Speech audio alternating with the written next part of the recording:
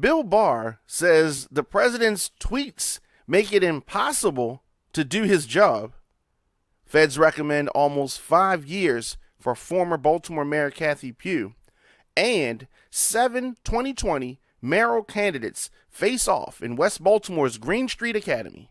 Today on The Diamond K Show.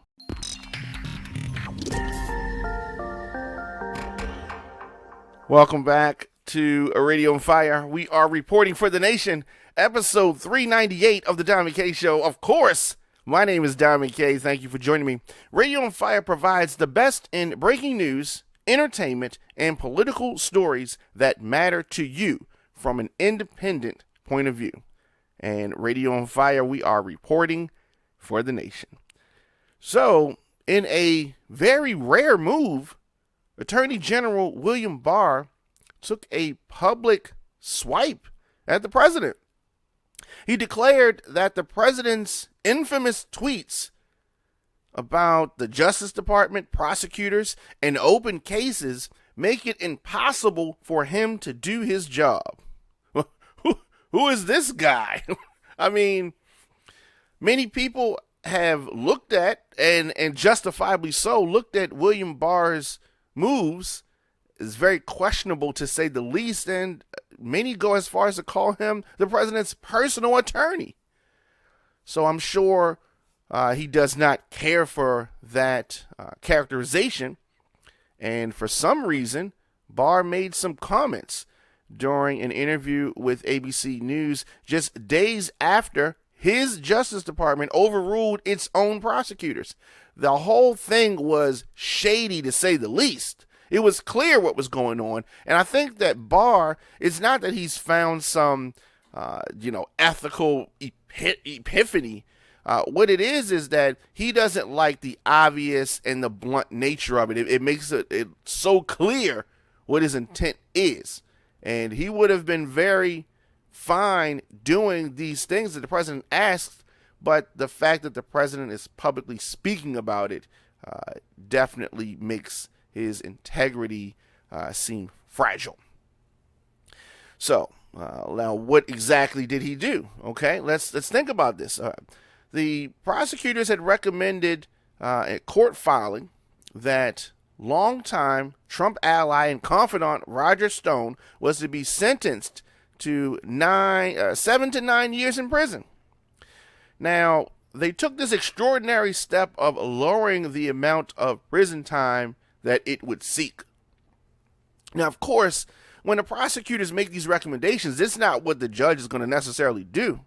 And it just so happens that the Stone case is in front of a very outspoken judge, and we don't even know what she's going to do. So, but the prosecutor, they recommend something, and sometimes they get less. Usually they get less. But there are many instances where they get whatever they're recommending. So this very well could be something that the prosecutor recommends less, but the judge sees that it is required for him or her to institute a sentence that is even higher than what the prosecutor is asking for. This does not happen often. But the department did not offer an amended number. They just thought that it was too much, right? Barr himself, as I said, under fire for this reversal and other things. But his comments serve as a defense of his own integrity. I'm sure that he just couldn't stand the way that he's being portrayed. But he's being portrayed this way because of his own actions. These are his own actions. He is a Trump loyalist.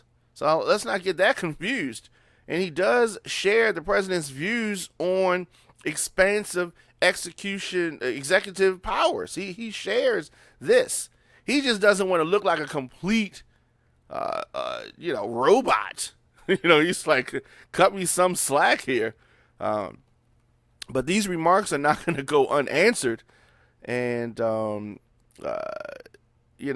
the fact that they were made so quickly after the decision to back away from sentencing suggests that the Attorney General is aware that the reversal has chipped away at the DOJ's, alleged historic reputation of independence. It looks crazy. It makes them look corrupt. But he stopped short of acknowledging that he did anything wrong. It's not him. It's the tweets. Now, Stephanie Grisham, who is the White House press secretary, we don't get to see her that much, but she is the press secretary. She said that the president was not bothered by the comments at all, and he has the right, just like any American citizen, to publicly offer his opinions. She added that the president has full faith and confidence in Attorney General Barr to do his job and uphold the law. So it's almost like they telegraph this, right? So they do this thing. They agree on this. They only disagree, supposedly, as to whether or not the president should be tweeting about it, right? So then he speaks out, makes him seem like he's firm and he is a law-abiding guy and defending his integrity, but they're still going to do the dirty stuff that they already said, right? In this interview, he definitely contradicted himself. This person, we're talking about Roger Stone. Roger Stone is someone who is a confidant of the president and a longtime ally and a friend. Barr said that if the president asks him or somebody from DOJ to do something that benefits them, then he wouldn't do it. But you're doing it now. You're doing it now. This is typical lawyer double talk speech, right? Barr is not operating in good faith at all.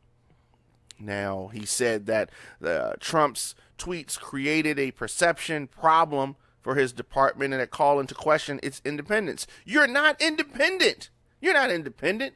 You're doing this right after these tweets come.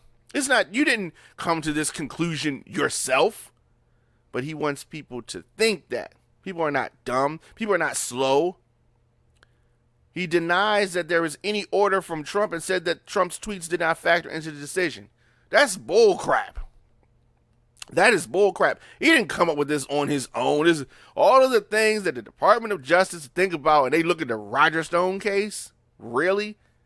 Roger Stone did threaten someone's life in investigations. They uncovered that and obstructed justice, among other things.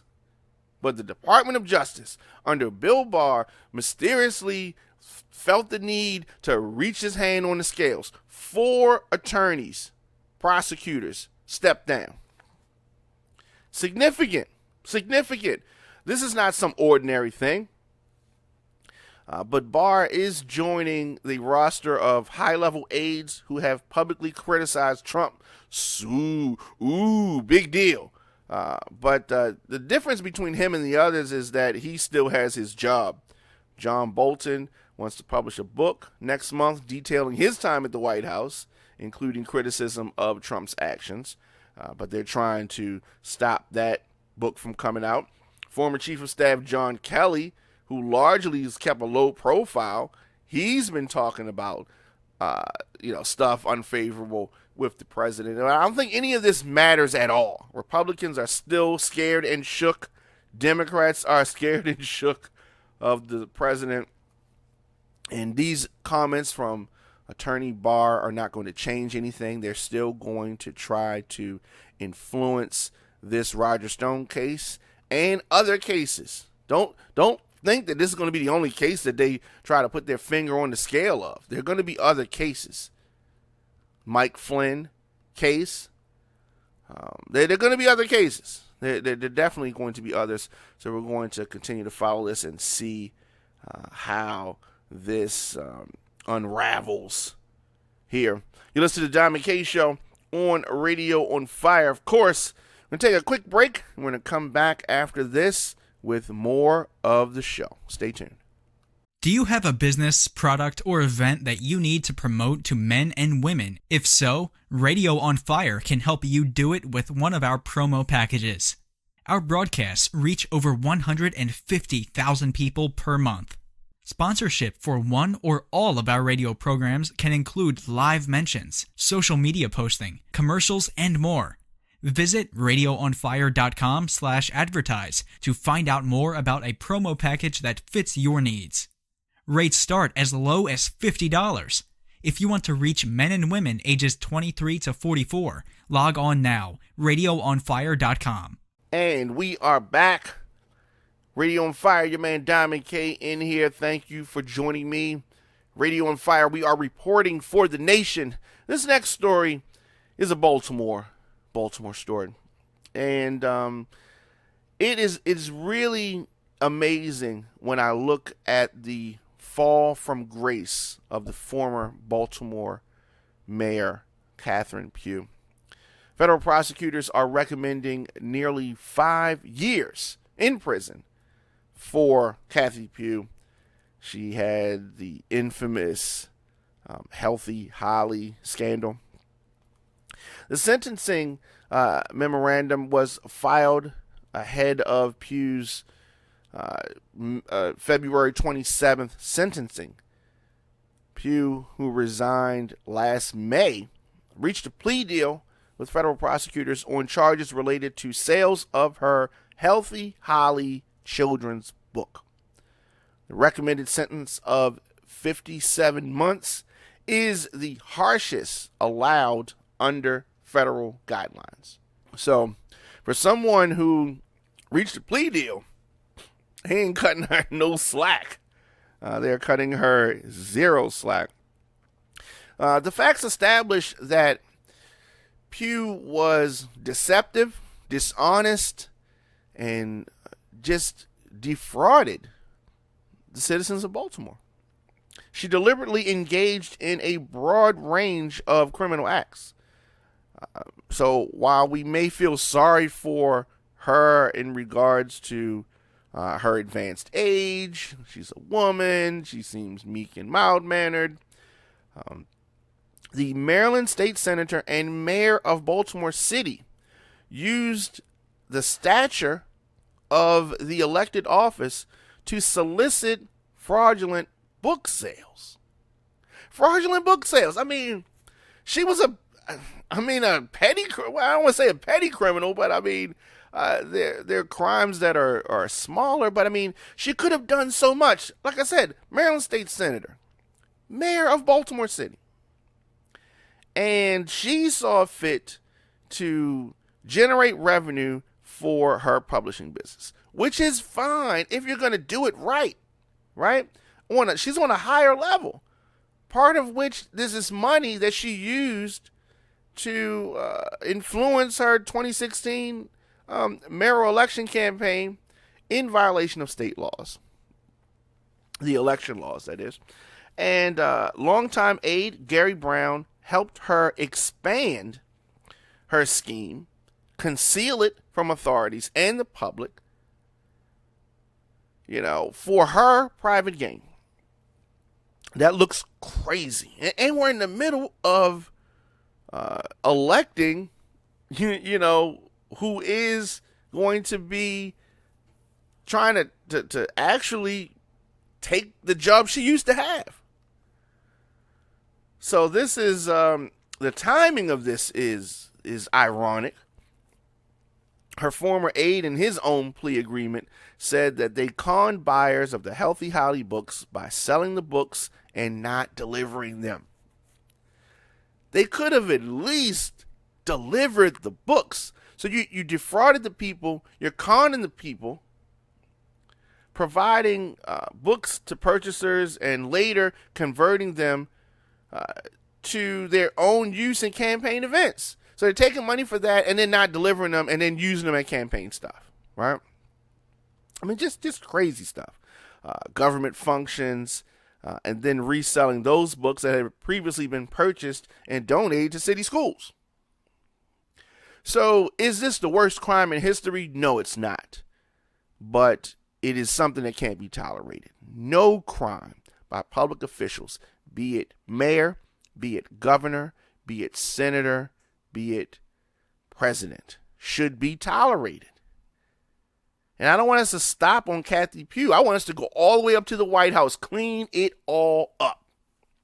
Catherine Pugh printed 2,100 copies, 2,110 to be exact, of the first Healthy Holly book, which is called Exercising is Fun. Then she sold the remaining 20,000 copies to the University of Maryland Medical Systems, whose board she sat on. So, that it was conflict of interest there. And this was on behalf of city schools. Then in June of 2011, her copies were delivered to her Senate office in Baltimore. 4 months later, nearly all of those books were sold to Grant Capital Management. But witnesses told investigators that those books were delivered to Associated Black Charities. At that point, Pugh had no copies of the first book left. The next day, however, she sold 1,000 copies to Care First and made subsequent smaller sales to entities including Kaiser Permanente, but never made another print run. Instead, she used 2,350 copies that belonged to city schools to fill those orders, pocketing $15,000, prosecutor said. She could have at least printed more books. She had the money. So even if you want to take the money, right, sell the books, take the money, and then print the books with the money that, they gave you from the books that they're expecting, you could have at least done it and delivered the books. However, no. She gave away copies at campaign events, government functions, schools, etc., etc. Anybody that she saw, here, take a book, right? And these books were sold, right? But then she used them as promo. She used it as promo. Witnesses told investigators that she demanded that her offices and government vehicles be stocked with copies of the books. So she wanted other people to give the books out as well. Ultimately, all of the copies of the first book that were supposed to go to the city schools were distributed in this manner. Shameful. Shameful. Federal agents found no copies of the book at the city warehouse. The city didn't get the book, right? But 1,742 copies turned up in locations associated with Pugh, many of them in custody of a moving company that took them from her Senate office.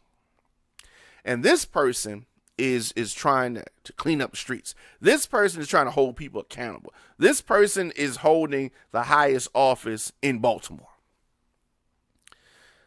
Like I said, shameful. In one hand, you feel sorry for her, but on the other hand, you don't. There's so many people that have done much less. Some people have done much more and got away with it. But she has been caught for various reasons, and she is going to be made a public example of. Her career over. Politics. I don't know what happens when she gets out of jail, and she will go to jail. I don't think she's going to do the 57 months. But February 27th is going to be a very interesting day, and we're going to see what happens to former Mayor Cathy Pugh. I'm going to take a quick break, and we're going to come back, and we're going to talk about people that are trying to take the job that was once held by Cathy Pugh. And there was a candidate forum that took place in West Baltimore. We'll talk about that after this break. You're listening to the Diamond K Show here on Radio on Fire. I'll be back after this.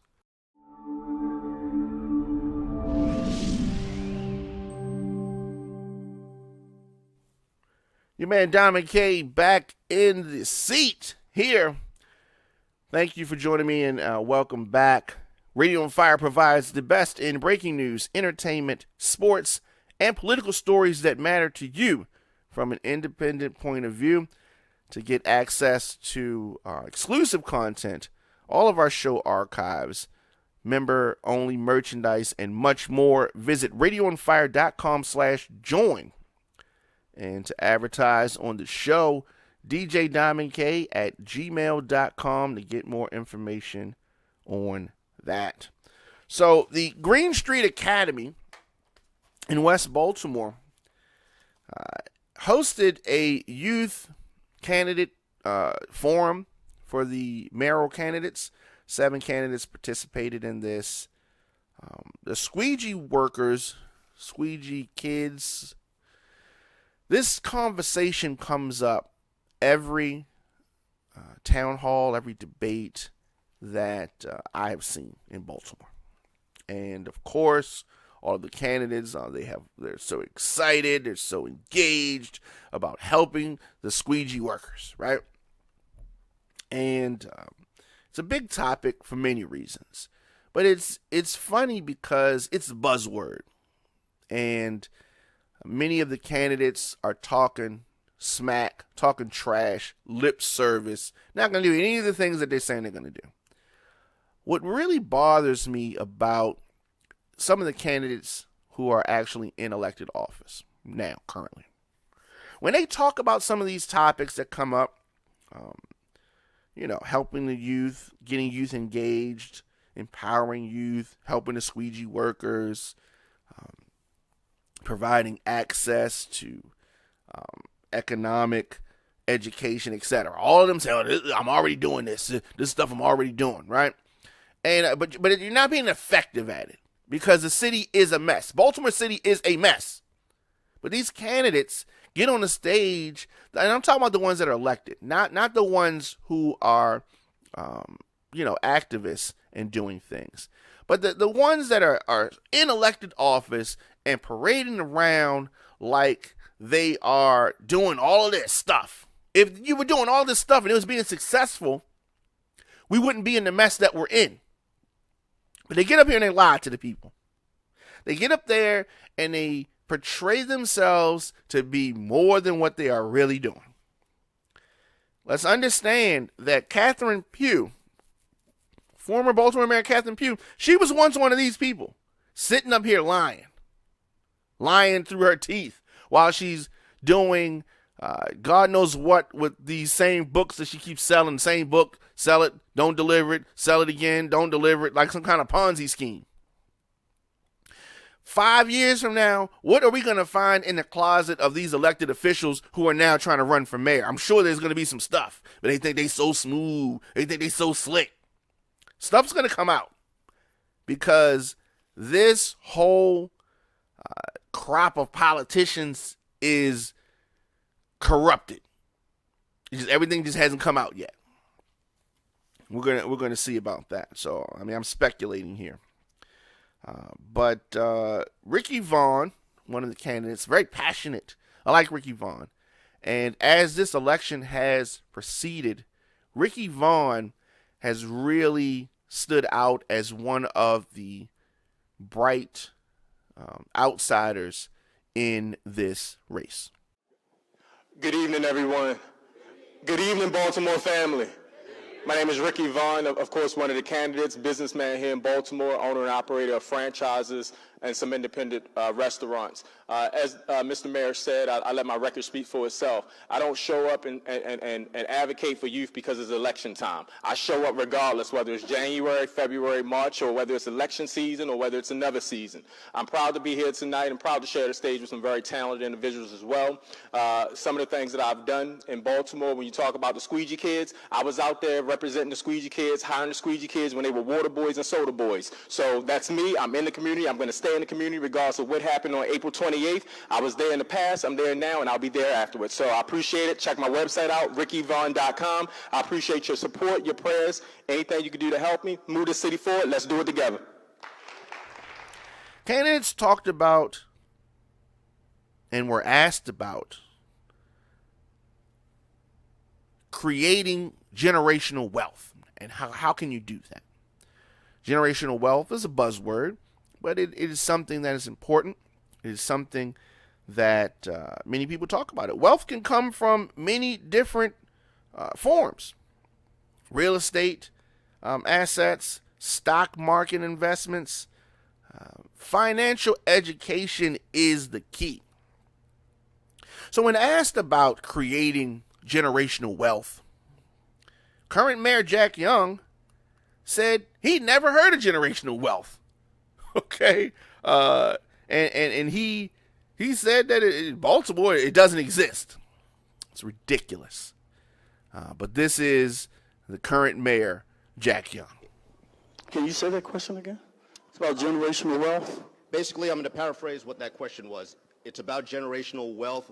What kind of program would you implement in the city to teach generational wealth, and would it be directed to the parents or the adults or the children? It would be directed to both. We had to really have financial literacy in our schools to teach our young people how to save and how to invest their money. Now, generational wealth in black families, I've never heard of it before because we don't tend to leave anything for our children. Now, that's the truth. We don't tend to do that. But let me tell you what I've done for my family and my grandchildren. I've set up accounts for each and every one of my grandchildren. My wife is sitting right there, and she can attest to that. Money come out my check every payday for all three. Now there's going to be 4 of my grandkids, because that's how you do generational wealth. And my house is going to be going down to my children and to their children's children. That's how you build generational wealth. And you teach them financial literacy so they can understand that you have to put something up for a rainy day. You don't just spend it all at one time. You put it up for a rainy day. Catalina Bird, who is a Republican, held her own. My mother lives on land that's been in my family for 220 years. My daughter that's sitting there already owns it, and she's 7. I've already done it because I've lived it. I'm sorry that you didn't have that lived experience. But my family did, and I'm going to pass it on to yours. And Catalina Bird she's an interesting candidate in this, as she could really do some damage. She's dangerous to these Democratic candidates because she's reaching out to Dems who may, after this primary, not see the person that they are rooting for winning. She's reaching out to them and saying, you vote for me. Look at my plan. I love Baltimore. My friends on the stage that I know love Baltimore as well. If one of your favorite Democrats doesn't make it out, then you have the option in November and you never have to change your party. We're going to be writing the next chapter of Baltimore's history. You don't have to switch your party, but vote for me in the fall.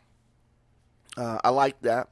She's not talking down to Democrats.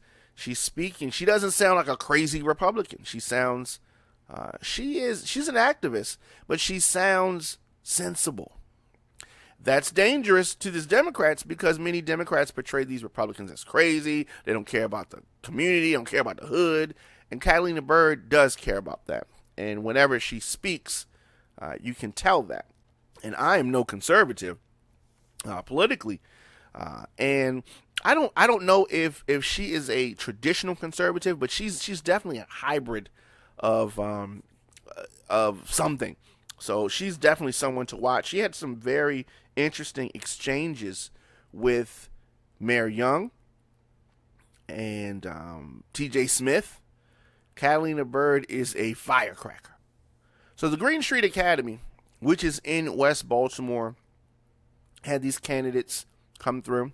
Former Baltimore Mayor Sheila Dixon was there, and she had a lot of great things to say. Property means value. And so instead of leaving a property that your parents owned on Ruskin Avenue and you just did not want to deal with it, and then you leave it vacant and then the city has to end up taking over, we have to begin to teach early on that property means value and that we have to invest in property. But we also have to invest in creating entrepreneurships, curriculums in our school for our children as well as adults.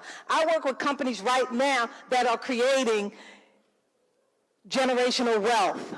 These companies have now turned it over to their sons and their grandkids, so it is happening here in the city, but we have to expand it and create more. Brandon Scott, who is the president of the city council currently, he's in the job that Jack Young has held for many years.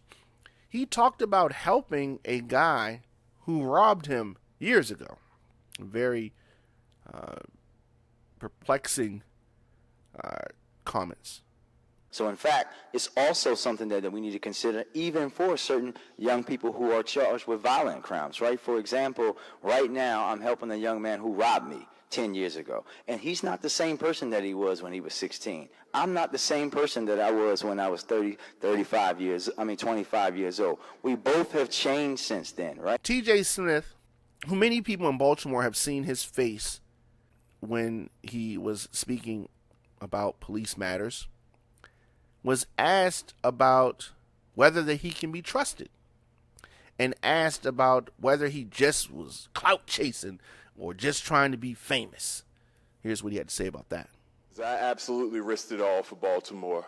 I left my job because this was important to me, and decided my investment was going to be not having a job while I went through this process, because it meant that much to me. I lost my brother to these streets. I lost my cousin to these streets, and I'm tired of it. I'm not a politician.